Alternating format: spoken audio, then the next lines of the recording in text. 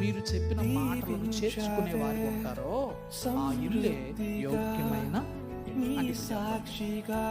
దేవుని సేవకుడు సాధారణమైన వ్యక్తే, కానీ దేవుని వాక్యం ఆ సేవకుడు ద్వారా చెప్తున్నప్పుడు ఆ వాక్యాన్ని నువ్వు స్వీకరించే మనసు ఉంటే ఇప్పుడు ఆ ఇంటికి ఏమొస్తుందంటే సమాధానం అనే ఆశీర్వాదం వస్తుంది.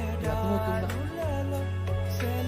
అందుకే మీ మనస్సులో పెట్టుకోండి, మన గృహము సాధారణమైనదైనా కావచ్చు, అన్ని వసతులు లేదైనా కావచ్చు, కానీ మన ఇల్లు ఎట్లా ఉండాలంటే దేవుడు చూసినప్పుడు యోగ్యమైన గృహాలుగా ఉండాలి.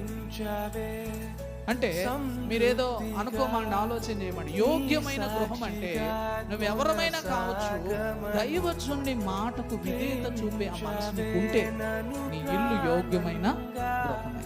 హల్లెలూయా. మరి మీరు